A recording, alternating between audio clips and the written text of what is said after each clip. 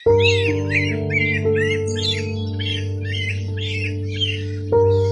कहानी है हमारे गांव जोगनपुर की, जहां की खूबसूरती आसमान को भी ले जाती है। हंसते खेलते बागियों के बीच ये गांव जितना खूबसूरत है, उससे भी ज्यादा खूबसूरत है यहाँ की नदी। ये नदी जितना खूबसूरत दिखता है, उससे भी ज्यादा रहस्य से भरी और डरावनी है इसकी कहानी। आखिर क्या है इस नदी का सच्चाई? कौन रहती है यहाँ? आखिर क्यों डरते हैं सब लोग यहाँ जाने से?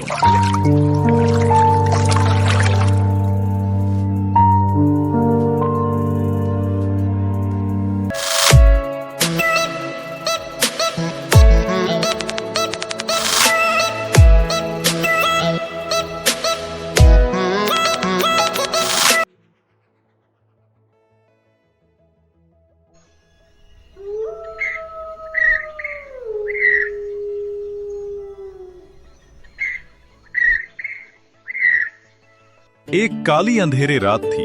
भेड़िया चिल्ला रहे थे। ठीक उसी वक्त मालती अपने किचन में खाना पका रही थी। अचानक से उसका बेटा राज आके बोला,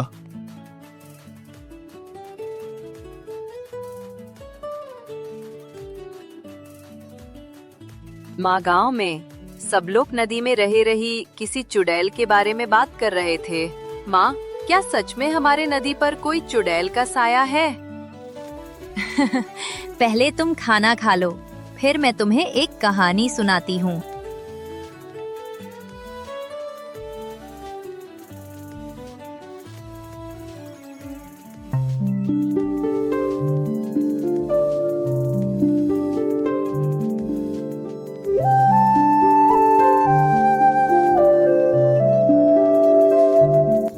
राज बड़ी आराम से मालती के गोदी में सो रहा था। अचानक उठा और बोला, माँ, आप तो मुझे गांव की पुरानी कहानी सुनाना भूल गई। मुझे वो कहानी सुननी है। बेटा राजू, मैं तुम्हें आज जोगनपुर गांव का वो राज बताती हूँ, जो समय के साथ अंधेरे में डूब गया। जोगनपुर एक हंसता खेलता सुंदर सा गांव था। तब आई एक काली रात, जिसने लोगों के दिलों में एक डर का घर बना दिया। ये बात है साल 1968। गर्मी का महीना चल रहा था। आधी रात को एक बाराती बैंड बाजा और घोड़ा गाड़ी के साथ सूखी पड़ी नदी के रास्ते से गुजर रहे थे और अचानक मालती घबराते हुए रुक गई। तब उसके बेटे राज ने पूछा, आगे क्या हुआ माँ? आप रुक क्यों गए? मालती उत्तर नहीं दे रही थी, जैसे किसी गहरी सोच में डूब चुकी हो। मैं अतल लोक की महारानी हूं। मुझे पूछे बिना यहां बाराती लेके आए हो। जिंदगी का कोई खौफ नहीं।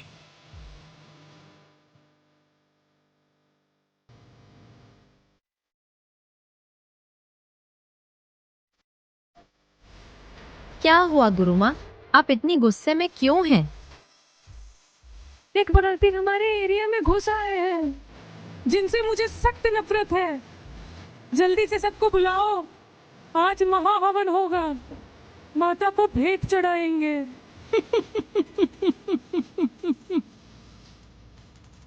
महारानी की बात पूरी होते ही अचानक एक बहुत बड़ा पानी का फव्वारा उठा और वो लड़की गायब हो गई। मैं उन सभी को पत्थर में बदल दूंगी, जिससे लोगों को सदियों तक ये बात याद रहेगी। इतना बोलकर चुड़ैल गुस्से से वहां से गायब हो गई।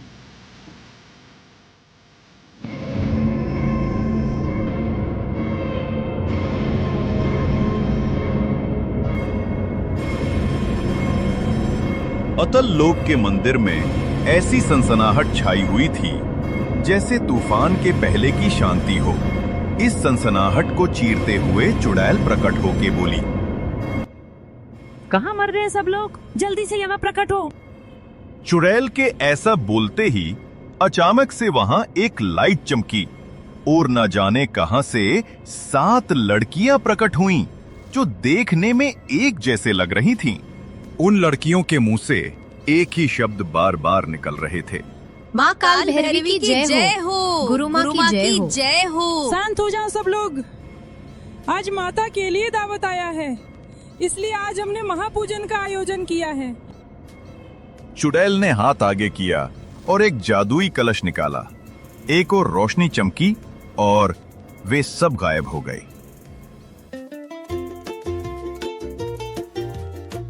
चुड़ैल को ये बात पता चल चुकी थी कि बाराती नदी के रास्ते से गुजर रहे हैं। तब उसने अपनी जादू से सूखी नदी को भर दिया और सबको पत्थर का बना दिया और खुशी से जोर जोर से हंसने लगी।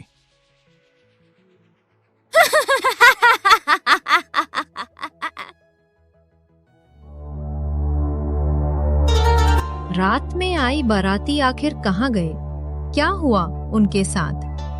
गांव के लोग सुबह सुबह चर्चा कर रहे थे। तब उनमें से एक रामू बोला, भाइयों, बचपन में मेरे दादा कहा करते थे कि हमारे गांव की नदी में एक चुड़ैल और उनकी 7 शिष्या रहती हैं और वो जो भी इंसान अकेले रात को आता है उसे दबोच लेती हैं। रामू की बात पे हामी भरते हुए हरीश ने कहा, हाँ भाई, मैंने सुना है। अचानक से पानी नदी में भर गया और हो सब लोग पत्थर बन गए और मुखिया जी कह रहे थे उन्होंने अपने आंखों से सब कुछ देखा है और गांव में ऐलान किया है कि नदी के उस जगह पर कोई भी ना जाए। इसी तरह से लोगों के दिलों में एक खौफ पैदा हो गया और लोग जो वहां अक्सर मछलियां पकड़ने जाते थे वे भी जाने से डरने लगे। इस तरह से हमें पता चला हमारे धरती पर और भी रहस्यमयी चीजें हैं जिसके बारे में हम सोच भी नहीं सकते। अब गांव की उस रहस्यमय घटना को 20 साल गुजर चुके थे। समय के साथ लोग उसे एक डरावना सपना समझकर जैसे भूल चुके थे, मगर कहते हैं कि अतीत खुद को दोबारा दोहराती है। क्या हुआ माँ? आपकी सोच में डूब गईं और ये मन ही मन अतल लोग, चुड़ैल, ये क्या बड़बड़ा रही थीं? मालती कुछ जवाब न दे पाई, क्योंकि अतीत का हो राज उसके मन में दबा हुआ था जिसे हो अपने बेटे को बताना नहीं चाहती थी और हड़बड़ी में वहां से उठकर चली गई।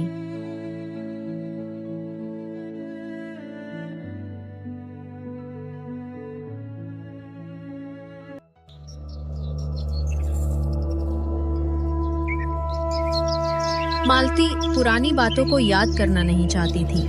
अकेले आंगन में बैठ के पुरानी बातों को भूलने की कोशिश कर रही थी। फिर भी वो बातें उसे एक डरावनी याद की तरह सता रही थी। मालती ये सोच ही रही थी और उसका पति राघव कहीं से आ गया।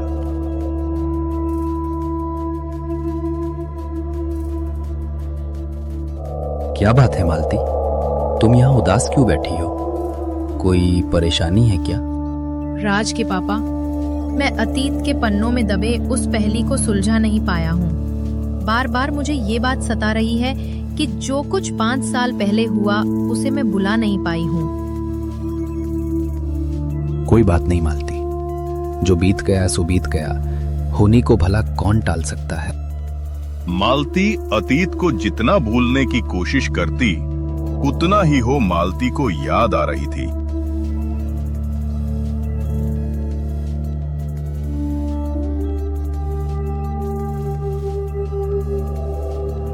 मालती अपने सोच की गहराई में उस घटना को याद कर रही थी जिसने उसकी जिंदगी को एक नया मोड़ दिया। एक दिन की बात है, दोनों बाप बेटी खेत में काम कर रहे थे। बेटी, बहुत देर हो चुकी है, हमें अब घर चलना चाहिए। तुम्हारी माँ इंतजार कर रही होगी। जी पापा, जैसा आप कहें। माँ चिंता में होंगी, बाकी का काम हम कल देख लेंगे। इसी तरह से दोनों बाप बेटी घर की ओर जाने लगे, सारे चीजों से अनजान होकर आगे बढ़ रहे थे। उन्हें क्या पता था कि एक मुश्किल भरी सफर पहले से ही उनके इंतजार में है।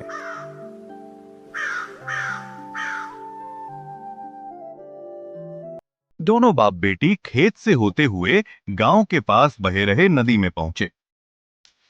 नदी थोड़ी सी सूखी हुई थी, करीब घुटनों के बराबर उसमें पानी था।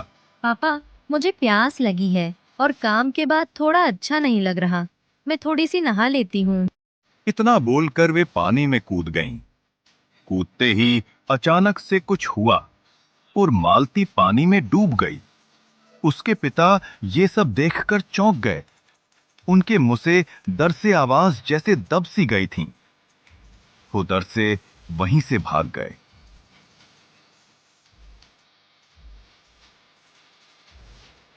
नदी के बीचों बीच एक डरावनी साया नजर आ रही थी, जो मालती और उसके पापा के नजर से बची हुई थी।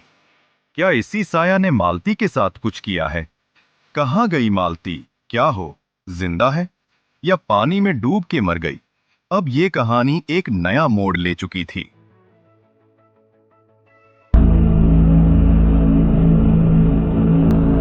क्या हुआ भाई रामू, क्यों दौड़ रहा है? बुढ़ापे में जॉगिंग कर रहा है क्या? मगर यार ये दोपहर में कौन जॉगिंग करता है? रामू ने कपकपाते हुए अपने दोस्त रविशंकर को सब कुछ बता दिया और वो अचानक से बेहोश होके नीचे गिर गया। रविशंकर घबरा गया और दौड़ते हुए अपने भाभी यानी कि रामू के पत्नी को बताने के लिए जाने लगा। रामू ने कभी सपने में भी ये नहीं सोचा था कि जाए घटना उसने 15 साल पहले सुनी थी वो सच निकलेगा। सच में नदी में कोई चुड़ैल होगी।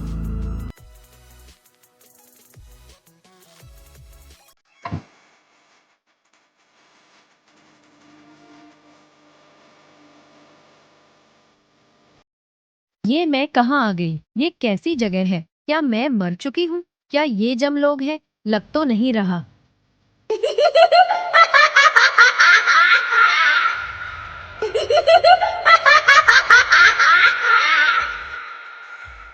ये डरावनी हंसी किसकी है? कौन है वहाँ? सामने आओ।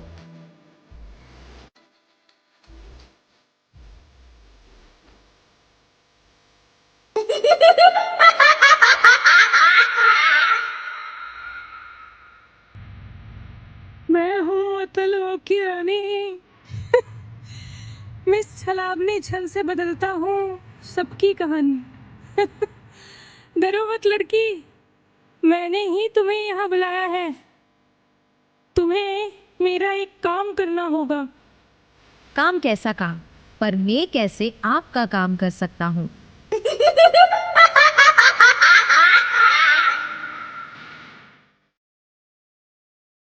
इसी तरह से चुड़ैल ने लड़की को और खुद को कहीं पे गायब कर लिया।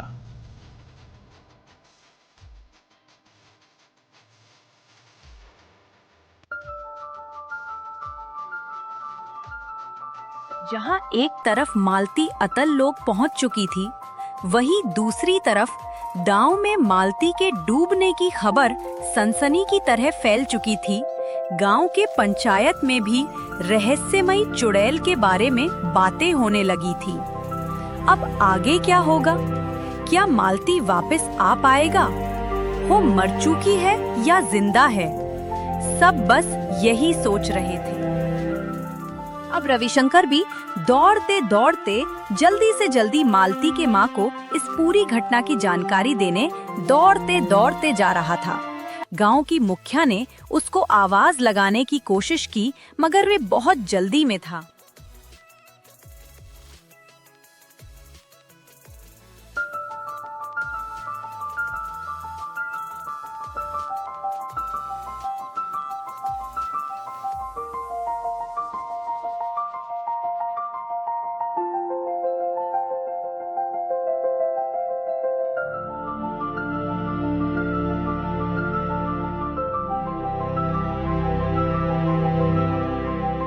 रविशंकर मालती के घर पहुंचकर उसके माँ को सब कुछ विस्तार से बताने लगा, जिससे सुनकर रेवती फूट फूट कर रोने लगी।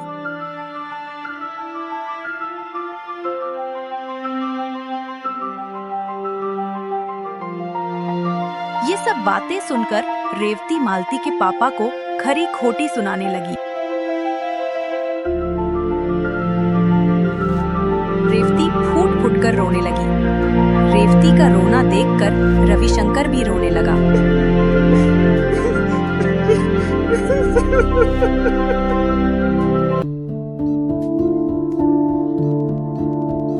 रेवती और रविशंकर घर के बाहर आकर रामू की राह देखने लगे। ठीक उसी वक्त श्यामा और मुखिया घटना की गंभीरता को देखते हुए पुष्टि करने आ गए।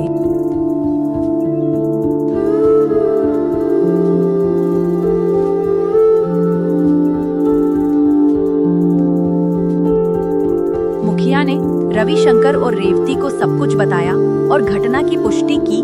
उसके बाद रविशंकर ने मुखिया को सब कुछ विस्तार से बताया और गांव में सबको सचेत करने को कहा।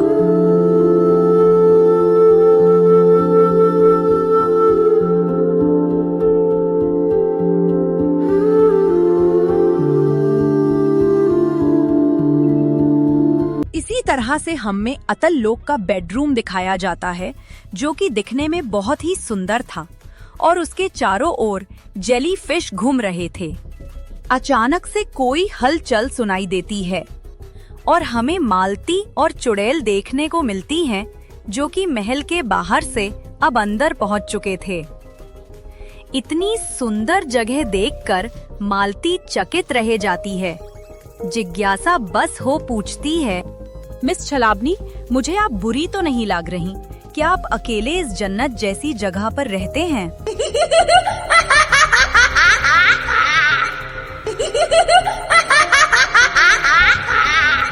मिस छलाबनी कुछ भी नहीं कहती, बस हंसती रहती हैं।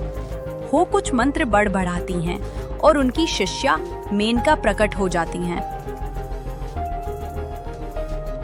आदेश कीजिए गुरुमा, मेनका आपकी सेवा में हाजिर है।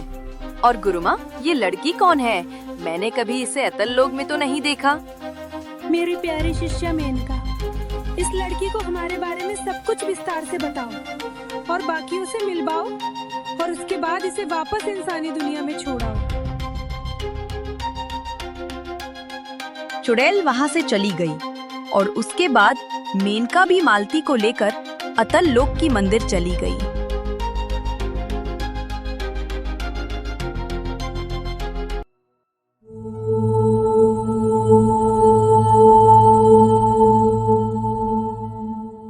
मेनका ने छलाबनी के कहे अनुसार मालती को सबसे मिलवाने मंदिर में ले आई। सब लोग पहले से ही मंदिर में पहुंच चुके थे और प्रार्थना कर रहे थे। मेनका ने किसी को डिस्टर्ब ना करते हुए मालती को सबसे मिलवाया।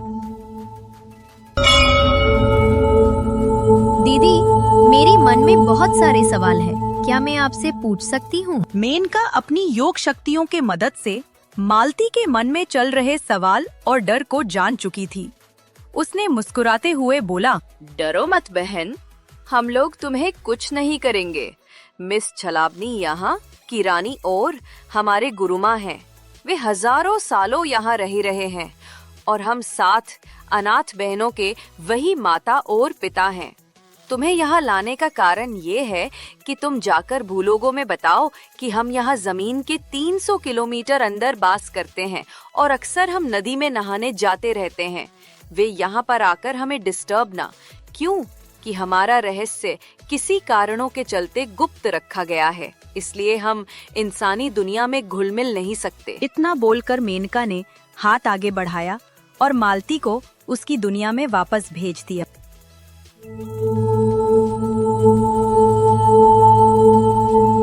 मालती के डूब जाने के 7 दिन बाद भी रामू और रेवती के मन से दुख कम नहीं हुआ। वे अब भी मालती का राह देख रहे थे, मगर उन्हें क्या पता था कि मालती अब लौट के वापस आ रही है। मालती मेनका की जादू से नदी किनारे पहुंची और दौड़ते दौड़ते घर आ गई। उसने सब कुछ अपने माँ और बाबा को बताया और इसी तरह से गांव वालों को भी नदी की सच्चाई और राज का मालूम हुआ।